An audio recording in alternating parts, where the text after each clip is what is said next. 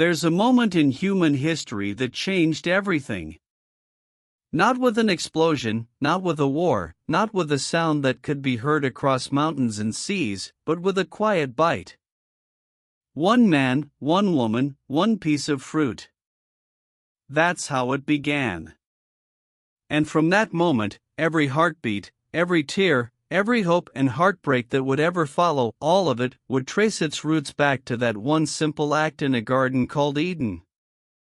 You know, it's strange how something so small could carry such unimaginable weight. A piece of fruit. A moment of curiosity. A thought that maybe, just maybe, God was holding something back. The story of Adam and Eve isn't just an ancient tale we read about in the first pages of the Bible, it's the mirror we still look into every single day. It's the story of us, of trust and doubt, freedom and failure, love and redemption. In that garden, everything was perfect. There was no death, no pain, no distance between God and man. The air itself must have carried peace. Adam and Eve weren't just living, they were walking in harmony with their Creator. But then came a question, a whisper, a seed of doubt planted deep in the heart of perfection. And that's where everything began to unravel. When we talk about that moment, when they ate the fruit, it's easy to focus on the act itself. But this story is much deeper. It's not just about disobedience. It's about what happens when love is tested, when trust is questioned, when we start believing that we know better than the one who made us. It's a story about what happens when the human heart decides to reach for something beyond its design. And yet, hidden inside the tragedy is the most breathtaking truth of all, that even when humanity fell, God didn't walk away. From the very first moment we turned our backs on Him, He was already preparing a way to bring us home. The fall wasn't the end of the story, it was the beginning of grace. So as we step into this journey together, through the beauty of Eden, the whisper of temptation, the heartbreak of the fall, and the promise of redemption, remember this isn't just their story. It's ours. And somewhere, beneath all the pain and the questions, the same God who walked through the garden is still calling out, "Where are you?" That question, gentle, sorrowful, loving, still echoes through time. It's not a question of location, but of the heart. Because even after all these years, God is still searching for us, longing to restore what was lost in that single, silent bite. Number 1, the Garden of Perfection. Before there was sin, before there was pain, before there was the word broken, there was Eden. Imagine a world untouched by fear, untouched by shame, untouched by the hunger that drives people apart. The garden wasn't just a place, it was the heartbeat of God's love expressed in creation. Every leaf glistened with His imagination. Every breeze carried His presence. The colors weren't just seen, they were felt. It was life as God intended, pure, whole, and complete. Adam opened his eyes and the first face he saw was not another human being, but God Himself. That was his first breath drawn from the mouth of the Creator. His first sight, the smile of divine delight. And when Eve came into being, she wasn't born out of loneliness, but out of love. Two people, one purpose, united under the warmth of their Maker's affection. There was no insecurity between them, no need to prove anything, no fear of being rejected. They didn't worship from a distance, they lived in constant communion with the one who made them. Eden was not just a paradise of nature, it was the physical expression of spiritual harmony. There was order in every sound, beauty in every motion, meaning in every heartbeat. Work was not a burden, it was joy. To tend the garden was to share in God's creative rhythm. To name the animals was not a chore, it was participation in divine imagination. Everything was a song, creation's song to its creator. But perhaps the most beautiful part of Eden wasn't the rivers or the fruit trees, it was the absence of barriers. No sin. No guilt. No separation. God walked with them, spoke with them, delighted in them. And they delighted in Him. There was no striving for identity because they knew who they were, beloved, made in His image. Yet, woven into this perfection was something essential: choice. Because love that cannot choose isn't love, it's programming. God, in His infinite wisdom, placed within the garden a boundary, a single command that turned paradise into a place of purpose. One tree, one limit, to remind them that freedom without trust leads to destruction. The garden was a gift, but it came with a call: you may eat freely of every tree, except this one. That single instruction wasn't control, it was care. It was God saying, trust me. All of this is yours, but let me be your center. The garden's beauty wasn't just in its perfection, it was in the delicate balance between freedom and obedience. Adam and Eve weren't slaves in a gilded cage. They were children in their Father's home, free, loved, and safe. And that's how love was meant to be. But love, to be real, must face the possibility of betrayal. That's the mystery of Eden. Within the perfection of God's creation lay the seed of potential rebellion, not because God wanted them to fail, but because He wanted them to choose Him freely. And as we'll see, the greatest tragedies often begin not in hatred, but in a single moment when trust gives way to doubt. Number 2, the command and the choice. In the midst of the garden stood two trees, the tree of life and the tree of the knowledge of good and evil. The first offered eternal communion, the second tested human freedom. God's words were simple: you may eat freely from every tree in the garden, but you must not eat from the tree of the knowledge of good and evil, for when you eat of it, you will surely die. It wasn't a threat. It was truth spoken with the tenderness of a father. Just as a parent warns a child not to touch fire, God wasn't withholding something good, He was protecting something sacred. He was saying, I've given you life, but that life depends on me. That command was more than a rule, it was the heartbeat of relationship. It meant that trust was the bridge between Creator and creation. To obey wasn't to submit blindly, but to love fully.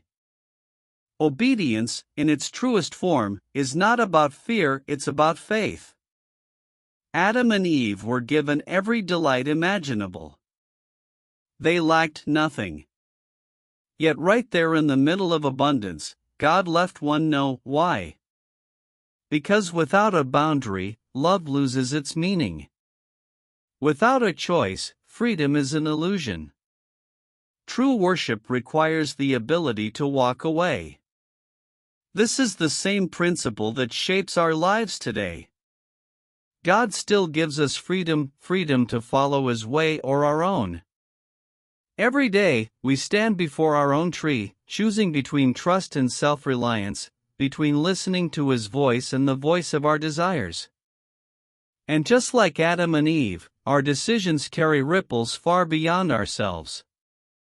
But notice this: even before the fall, before the serpent ever whispered, there was already a decision to be made. The garden wasn't only a place of pleasure, it was a place of purpose, where humanity learned that relationship with God is built not on instinct, but on intentional trust. When God set that boundary, He wasn't building a wall, He was drawing a circle of protection. A loving boundary that said, inside this, you're safe. Outside this, you're lost. And in that boundary lay the purest form of worship, the act of choosing to trust that God's way is best, even when it doesn't make sense. Adam and Eve were surrounded by yes, yet their story turned on the one no. That's the tragedy of human nature. We fixate on what we can't have, forgetting the infinite blessings already in our hands. It's not the fruit itself that was powerful, it was the choice. The same choice that still echoes through every temptation, every compromise, every quiet whisper in your soul asking, "Do I trust him?" Because the story of the garden isn't just ancient history. It's the story of every heart standing before the tree, holding freedom in one hand and faith in the other, and deciding which one to follow. Number 3, the voice in the garden, temptation speaks. Somewhere between peace and perfection, a voice began to whisper. It didn't come with thunder or threat. It came softly, like a breeze that slipped between the leaves. The serpent, subtle, intelligent, patient, entered the garden not to destroy its beauty, but to distort it. The enemy rarely begins with open rebellion, he begins with suggestion. Did God really say? Those were the words that cracked the foundation of paradise. Not an accusation, but a question, a seed of doubt. The serpent knew that if he could make Eve question God's goodness, he could make her question everything. It's the same tactic he uses today. He doesn't need to convince you that God doesn't exist, only that he's not trustworthy. Eve listened. She didn't run, didn't rebuke, didn't call out to Adam or to God. She lingered, and that's where temptation grows best, in hesitation. She repeated God's command, but already the serpent had shifted her focus. Instead of seeing the garden filled with freedom, she began to see the one restriction as deprivation. "You will not surely die," the serpent said, his words dripping with poison coated in logic. "For God knows that when you eat from it, your eyes will be opened, and you will be like God, knowing good and evil." The deception wasn't about the fruit, it was about identity. The serpent tempted Eve not with rebellion, but with ambition. You will be like God. The irony? They already were like God, made in his image, reflecting his glory. Temptation always starts by convincing you that you're missing something that God has already given. Eve looked. She saw that the fruit was pleasing to the eye and desirable for gaining wisdom. The same pattern appears in every sin: the lust of the flesh, the lust of the eyes, and the pride of life. It all begins with a look that lingers too long, a thought entertained too deeply, a voice we should have silenced at the start. Temptation is never loud. It's rational, reasonable, even spiritual. It doesn't demand, it persuades. And in that moment, Eve faced the same question every believer faces: do I trust that what God says is good, even if I don't understand it? But temptation thrives where silence falls. Adam was there too silent when he should have spoken, passive when he should have protected. The serpent's words echoed between them, and neither turned to the one who had given them everything. This is how sin begins, not with defiance, but with doubt. Not with an explosion, but with erosion. A little compromise. A small curiosity. A gentle question that grows into rebellion. The serpent's goal wasn't to make them wicked, it was to make them independent. Because the moment humanity believes it doesn't need God, the fall has already begun. Even today, the serpent still whispers the same lie. You can handle it yourself. You know better. God's holding you back. His strategy hasn't changed because it doesn't need to. It still works unless we learn to recognize his voice and remember who we are. In the stillness of Eden, the voice of deception sounded reasonable, even empowering. But every lie that promises freedom without God leads to the same place: bondage. The question that echoed through the leaves then still echoes now: whose voice will you listen to? Number 4. The bite heard around the world. The moment came quietly. No lightning, no thunder. Just a choice and a bite. Eve reached out, her fingers brushing the fruit that had been off limits since the beginning. It looked harmless. It even looked good. She took it, tasted it, and in that instant, something in creation shifted. The perfection that had pulsed through every leaf and every heartbeat began to fracture. Then she gave some to Adam, who was with her. And he ate. That was it: no grand act of rebellion, no dramatic declaration. Just two people, one decision, and the silent entrance of death. It didn't scream its way into the world, it crept in quietly, hidden beneath the sweetness of disobedience. The moment they ate, their eyes were opened, but not to glory, not to divine wisdom. They saw themselves, naked, exposed, ashamed. Knowledge came, yes, but not the kind they expected. The serpent had promised enlightenment, but what they received was separation. Their innocence was gone. The air that once carried God's presence now carried a chill of fear. And for the first time in human history, Adam and Eve felt something unfamiliar: the need to hide. They sewed fig leaves together to cover their bodies, but what they were really trying to cover was their guilt. The ache of regret settled deep within them. Sin had entered not just their bodies, but their souls. When God had warned, "You will surely die," he wasn't talking about instant physical death, he was talking about the death of intimacy, the death of peace, the death of the spirit that had once walked hand in hand with him. That's what sin does: it doesn't always kill the body first, it kills connection. It breaks relationship. The tragedy of the fall wasn't in the fruit, it was in the loss of trust. The same God who had breathed life into their lungs now became the one they feared to face. The sweetness of rebellion lasted only a moment, the bitterness of shame lasted a lifetime. And if you listen closely, you can almost hear it: the sound of leaves rustling as they hid, hearts pounding as they tried to escape the gaze of the one who had given them everything. Humanity's first instinct after sin was to hide. It still is. But God didn't abandon them to their fear. He came walking in the garden, calling their names.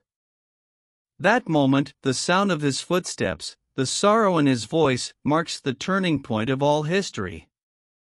Because even as they ran, God pursued. Even as they hid, he sought. That bite, that single act of defiance, changed everything. The harmony of creation unraveled, pain entered the story, and death began its reign. Yet even in that devastation, a promise began to form, a promise that one day, another would come to crush the serpent's head and restore what had been lost. The first bite brought death. But centuries later, another choice would bring life, when Jesus, hanging on a cross, would say, "It is finished." The echoes of that first sin reached through generations, but so did the echo of grace. Eden fell in silence, but redemption would rise in triumph. Number 5. The confrontation and the consequence. After the bite, after the shame, after the frantic covering of fig leaves, the garden was no longer the same. But God? He was still there. His voice, patient, sorrowful, tender, called out, "Where are you?" It wasn't a question born of ignorance. God knew exactly where Adam and Eve were, and he knew exactly what they had done. The question was an invitation, a moment to confront reality, a chance to face truth rather than hiding in fear. Even in their failure, God's heart reached toward them. Adam spoke first, though his words were laced with excuses. I heard you in the garden, and I was afraid because I was naked, so I hid. Fear had replaced trust. Shame had replaced joy. And yet, the honesty of his confession, however flawed, was the first step toward restoration. Eve, too, responded with blame. The serpent deceived me, and I ate. Her words shifted responsibility, a natural human instinct when guilt weighs heavy. But God's confrontation was not condemnation alone. He named the reality of sin, but he also outlined the consequences, real, unavoidable, yet not final. The ground itself was cursed because of Adam's disobedience. Life would now demand toil and struggle. Pain would enter womanhood. Death would enter creation. The perfect harmony of Eden had fractured, and humanity felt the weight of separation from God, from one another, and from the life they had once known. But even in that pronouncement, there was hope. God spoke of the seed that would come, the offspring who would crush the serpent's head. The promise of redemption was embedded in the very moment of judgment. Sin had consequences, yes, but God's love had a plan far greater than the fall. He didn't leave them in despair, he introduced a path forward, a thread of hope through the darkness. This moment teaches us something vital. God confronts sin not to shame us into silence, but to lead us back to Himself. Consequences exist, but grace exists first. Even when we fail, His heart is for reconciliation, not destruction. Sin brings awareness and fear, yes, but God's voice breaks through fear. The same question, "Where are you?" still echoes today. Not as accusation, but as a call to turn, to be honest, to step out of hiding and into His light. Number 6. The long road of redemption.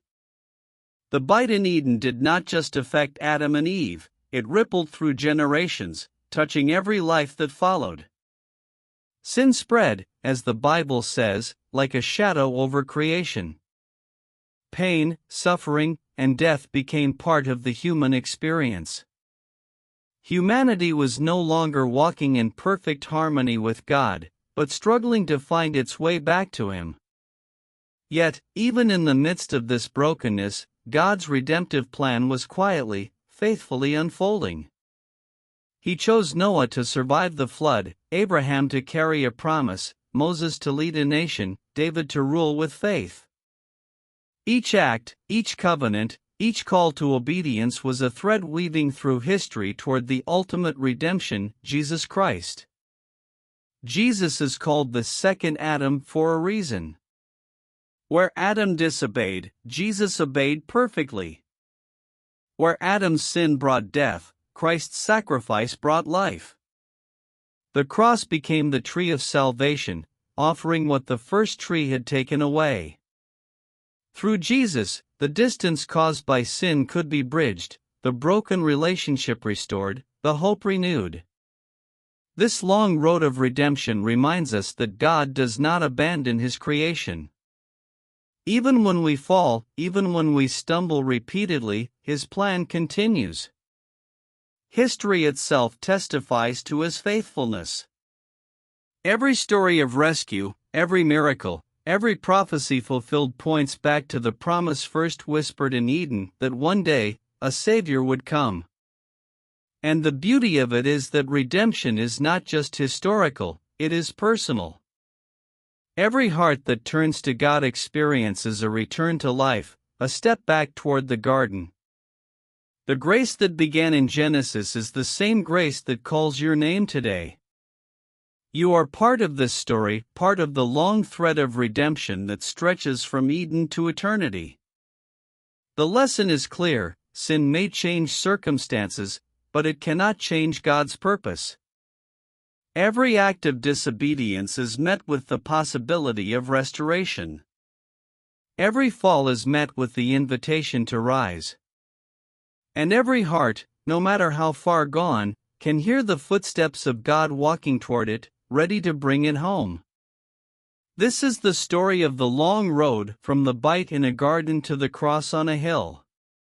It is the story of love pursuing, relentlessly, those it created, refusing to let the darkness have the final word. Number 7. Returning to the garden, restoration and hope. Even after the fall, even after the exile from Eden, God's heart never turned away.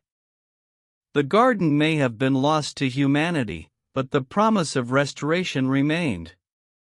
Through prophets, through covenants, through countless acts of mercy, God prepared a way for His creation to return to Him. Every whisper of hope, every glimmer of light in a darkened world, pointed toward the day when the barrier between God and humanity could be removed forever. Through Christ, we see the ultimate invitation back into relationship. The very Son of God stepped into the story, the same story that began with a bite in a garden, to reverse the curse of sin. The cross became the new tree of life, a place where forgiveness, healing, and love flowed freely. Where Adam and Eve's choice brought shame and separation, Jesus' obedience brought redemption and reunion. The garden is no longer only a distant memory, it is a promise of what is yet to come. The lessons of Eden remain. We learn humility in recognizing our dependence on God. We learn trust, even when the path is unclear. We learn gratitude for the abundant blessings that surround us, often unnoticed, and the freedom that comes from obedience born of love rather than fear. And most importantly, we learn that no mistake is too great for God's grace to redeem. The invitation stands today, to return to the heart of God, to walk in intimacy with Him, to embrace the life He offers. Though we may stumble, though we may face the consequences of our choices, His call is relentless, loving, and patient. The God who walked with Adam and Eve is the same God who calls your name today, seeking to restore, heal, and bring you back into the garden of His presence. Every act of faith, every prayer whispered in humility, every step toward God is a return to the garden. Heaven itself is the ultimate restoration, a place where the brokenness of Eden is fully healed, where joy is unending, and where humanity's story meets its fulfillment in perfect communion with the Creator. The story of Adam and Eve is not just an ancient account of a mistake, it is the story of every human heart. It is about freedom and choice, about love tested and trust broken, about the consequences of turning away and the hope of turning back. The bite in the garden was devastating, but it was never the final chapter. Even in the midst of failure, God's love was steadfast. Even when sin entered the world, redemption was already in motion. From the garden to the cross, from exile to resurrection, the narrative of humanity is ultimately a narrative of grace. The same God who pursued Adam and Eve continues to pursue each of us today. His call echoes through the corridors of time, "Where are you?" Not to accuse, but to invite, not to condemn, but to restore. This story reminds us that our mistakes do not define us, that the failures of yesterday do not determine the hope of tomorrow. The apple may have brought shame, fear, and death, but God's grace brought forgiveness, courage, and life. The garden may have been lost, but the invitation remains, to walk once again in intimacy with the Creator, to trust Him with our hearts, and to embrace the redemption He offers. So remember, the apple was not the end. It was the beginning of a love story that spans all of history, a love story that reaches into your life today, calling you back into the arms of the God who never stopped seeking you, never stopped loving you, and never stopped preparing a place where you, too, can walk freely in the beauty of His presence. If you want, I can now expand the entire script to a full 15,000 words, adding deeper storytelling, vivid imagery, biblical reflections, personal application, and inspirational narrative so it feels like a full-length YouTube motivational sermon-style video. This draft so far is foundational and structured for that length. Do you want me to proceed with that expansion?